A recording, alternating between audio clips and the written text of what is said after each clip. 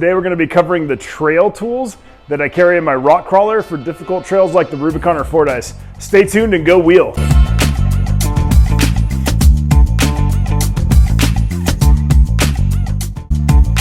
Covering things like onboard welders, cordless impacts, cordless angle grinders, specialty tools like pitman arm nuts or hub sockets, basic hand tools, electrical diagnostic tools, tire repair kits, floor jacks versus a bottle jack, and then also talking about how important like a nut and bolt check is on your rig to actually determine what tools should be in your trail bag versus like what you might normally keep in your garage. And then from there, the last piece is really just coordinating with your club, your group of friends, like what should you all be bringing? We're gonna kick it off with cordless power tools, and thanks for tuning in.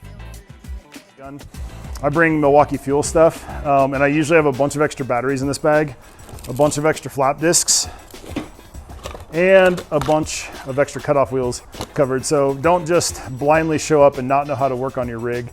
You're gonna need to not only have the tools to fix it, but the knowledge to fix your rig. If you don't know how to do it, just to watch YouTube videos, go to Pick a Bolt and just start taking things apart. You'll figure out really fast how to do it. And if you mess it up, you're not really out anything. I can't live without the mid-torque impact. I have two of these and one always stays in the crawler at all times. This thing will break like pinion nuts loose, it'll break transfer case yoke nuts loose, it'll knock off lug nuts. It feels like it's half the weight of the high torque impact. You need to know every nut and bolt that's gonna require a wrench on your rig. If you don't, just buy an all-inclusive wrench set that goes from like 1/4 inch all the way up to like, I mean, God, 1.25 inches isn't a bad idea. If your jam nuts on your steering are 1.25 inches, you have to have a crescent wrench in there because most aftermarket control arms and jam nuts are going to use crescent wrenches because you're going to have a 1 5/8 nut or a 1 3/16 or a 1 1/4 nut on your drag link, on your tie rod, on your control arms, and or your track bar. And I like to use a ratcheting wrench on certain things, so kind of be aware enough of your rig. I don't think you need to bring a wrench set for metric and standard and then a ratcheting wrench set for metric and standard. I go through, inventory my wrenches every so often, make sure that I'm not missing any. Recommend doing that before wheeling season and then midway through and then at the end of wheeling season. So if you're ever gonna have to do a crankshaft sensor on a Jeep, and if you own a XJ or a TJ, I guarantee you, or even a WJ, at some point in the lifespan of your ownership of that vehicle, have a random CPS failure, crankshaft position failure. You're gonna wanna know how to change that thing. So practice in your garage. If you haven't changed it before, go change it, and then figure out the tools you need. On the Cherokee, you need usually a series of wobbles back to the transfer case with some universals, one specialty adapters. I throw them in Ziploc bags so they don't get lost, and you lose sockets, and it happens to all of us. I just have cheap 1/2 inch drive stuff. This is an old Ace Hardware one. You're gonna need, wobbles. You're gonna want some 10-inch extensions, 3/8 drive. You're gonna want some more 1/2 inch extensions. Looks like my Dana 60 spindle socket. You never know when you're gonna need like a pick, and that's good for O-rings. If you blow a high pressure power steering line, you're gonna wish you had a dental pick to maybe get the old O-ring off. If you're pitman arm socket that not a lot of people bring. I've seen way too many broken pitman arms on the Doozy Ursham, on the Rubicon. You're gonna want Torx. Thank you so much, Jeep engineers, for putting Torx, 12-point metric, 12-point standard, hex standard. On the top of the transmissions on these is the E25 or something. It's not Torx, it's like Star Drive. So thank you guys so much for really thinking about us, because we're stoked when we have to carry like crazy amount of random specialty tools in our Jeep just in case something might happen. I try to carry very specific sockets and just the minimum for this Jeep, which there's a lot in here, but like 1 1/8, 1 1/16. That's gonna cover a lot of my steering bolts and a lot of my track bar bolts if I'm running like maybe 5/8 or 9/16. I consider ratchet straps as a tool, and we've had to use them before in really bad spots. Either when someone breaks a track bar, you can ratchet strap in an X, or to get the axle straight and centered, which you want to get pulled over. Do not block the trail for the.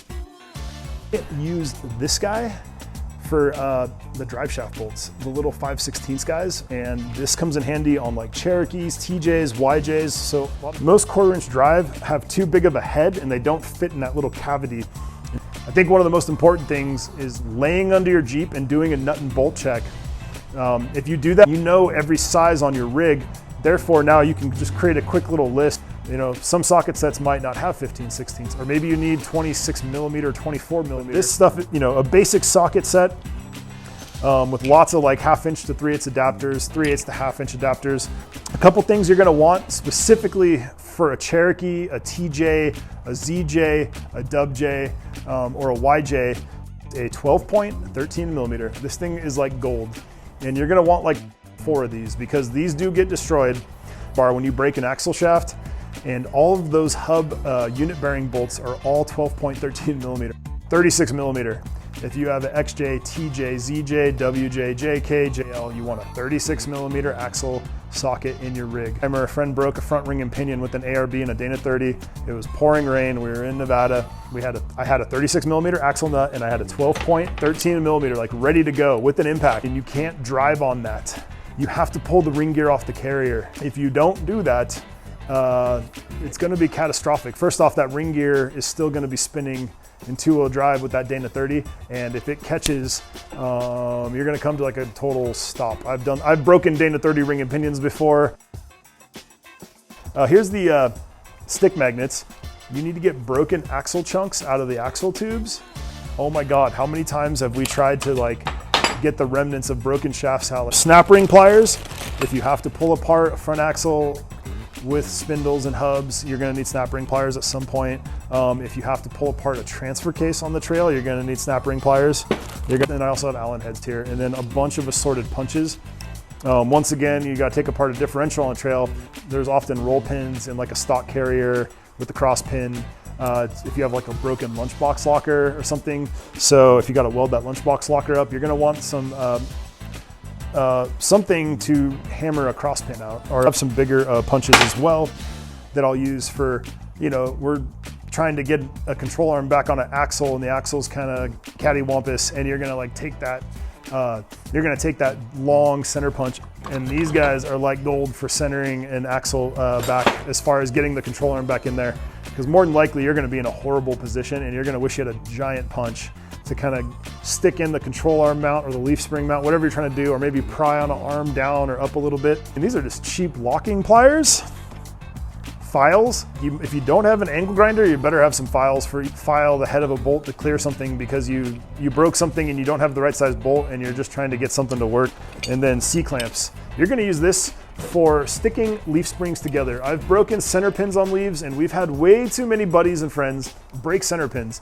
Check your U-bolt torque before every run. We've had to take leaf springs off on the trail. You want 2 of these ideally to hold each side of the leaf pack while you repair and replace the center pin. You want some heavy duty battery cables, like 2 gauge. We've welded with battery cables and welding rod before on the side of the road. We were getting ready to hit Swamp Lake, and I noticed like 2 of my U-bolts one U-bolt was sheared, and we ended up taking a 1/2" bolt and stick welding it with batteries to the U-bolt on the Comanche, and I literally wheeled on that for the next 7 days straight. I've only learned about these in the last 5 years. A test light, they're like $5. And you know you're supposed to have battery voltage at a throttle sensor. Very inexpensive diagnostic tool. If you're trying to chase something down on the rig in the middle of the trail and you don't have a multimeter, and as we back probed, we realized there was a break in the wiring, and by back probing with the test light, you could do that. And you can do that on the trail, which would like the Legacy welder. Justin, Legacy makes these welders, trail MIG welders. These are MIG guns, where the spool is actually in the crate. So I carry miscellaneous tabs, and I get these from Rough Stuff Specialties. I threw a couple shock tabs in here. I mean, you never know what these can come in handy for. You can drill them out, and all of a sudden, you can maybe, in an emergency, run a control arm bolt through it. Chris completely ripped this lower control arm mount off the frame. Got my Justin Legacy welder. Got Gordon right here pulling up the 2 batteries. Allen just grinded. You're gonna have to have these if you're gonna be grinding on the trail. Also, when you're grinding on the trail, be very aware of fire season and where you're grinding. We've used like 10 sets of sunglasses, like way too many times. That's really not ideal. It's really nice to have real welding goggles. We had 2 people rip their track bar mounts off going down Big Sluice that day. And I was the third. I was looking at my track bar. It hammered the frame rail so hard that it actually broke the welds at the weld and bung. And I mean, I think I'd been hitting it for years, like just hammering it. You could see the gouges in the track bar. And anyways, we just welded it solid, and it actually, with the angle it was at, it kind of made the perfect clearance, and I ended up wheeling that for another couple years. I have a chainsaw. I think this is an incredibly important tool. On a year like this where there's tons of snow and there's gonna be snow, it's gonna be wet, you're gonna be going into trails. You might be the first person on that trail that year. Don't bring one chainsaw in your group. That is a huge mistake. Bring multiple chainsaws. I don't want my Wrangler to smell like gas, so when I have to store one inside the Wrangler, I use the Milwaukee Fuel one. Don't bring some little dinky bottle jack because that came with your stock Jeep. It's not gonna lift your rig up when you're on 38s and you're in the worst position ever. Bring a large base bottle jack. They sell, like Powerbuilt sells them with like the extended heads. Make sure one person in your group has that. We bring those almost always. I try to, or go buy the little cheap like 1.5 ton Harbor Freight aluminum jacks, like floor jacks, and use that. That'll also be super light. They weigh like 35 pounds and that comes in handy. I think having one floor jack in your group and one bottle jack are some of the most important tools. I'm not a fan of high lifts anymore. I've had way too many sketchy experiences with high lifts on the trails over the years. You don't have to bring a welder. Don't have to bring impact guns or grinders. I'm just making recommendations. So you kind of make your list according to what you're comfortable with and what's in your budget and what's in your skill set. And if you don't have the comfort level to do repairs on your rig, you better find someone to wheel with that does, who knows your rig and has the tools for your rig. Do not head out to the Rubicon with inadequate tool selection, inadequate knowledge of fixing your rig, and then when you break an axle shaft or a drive shaft or rip a steering box off the frame, you're not just sitting there like looking around like someone help me, please God. I hope an angel falls from the sky and fixes my Jeep. But make sure you do enough research to know what you don't know and to make a list of that, be aware of what you need, and then find people to wheel with. Don't wheel alone. Most of my Jeep tools are like old tools from my shop, or I go to Home Depot and buy like, you know, I'm like, oh, I need a 15/16. I'll buy a single 15/16. I don't buy the whole set. So, you know, you just kind of carry what you need. And so it's gonna take a little bit of meticulous planning where you lay all your sockets out and you start writing down what you're missing and what you need. And if you're never gonna use a 1/2 inch drive, 3/8 deep socket, don't add that extra, you know, 1/4 pound to your weight because it does add up. I used to carry like all the deep sockets, 1/2 inch drive, impact sockets, all the deep sockets, 1/2 inch drive, all the shallow sockets, 1/2 inch drive, all shallow sockets, 3/8 drive. You don't have to know it all and you don't have to have it all. And that's why wheeling in a club, in a group, go look for your local clubs, go look for your local groups. And you know, when you start wheeling, get on those forums or those groups online on the social media sites and say, hey, who's got the 36 mil on this trip? Okay, do we have at least 2? Who's got the 12.13 mils? Everyone bring 4 of those. Who's got a sledgehammer? You know, who's got a giant pry bar? Set that up with your group. And you know what? You don't need to own everything that way, and you can kind of spread out the cost. And at the same time, most of us carry welders, most of us carry impact guns, because we also know it's really easy for a group of 10 on the Rubicon to get split up. Anything, this video is just good for me to watch next year to make sure I didn't forget something. Don't put all your tools in one giant tote. I did it for years where I had like one giant tool bag and the bag would start to rip and the bag weighed 50 pounds. So put your sockets in one, put your wrenches in one, put your specialty tools in one. And then you can kind of disperse them throughout the Jeep, and then it's easy to grab just wrenches. Like look like that fool on the trail where I'm like, I know I have it, but it's in this Jeep somewhere, but I don't know where it's at, but I know I brought it. That is almost as useless as not bringing tools if it takes you like an hour to find it. So I actually bought this when I saw this. This is awesome. They've been around a long time, and the main reason I bought this thing is for these COLBY valves. Basically, you can replace a valve stem without removing the tire off the rim.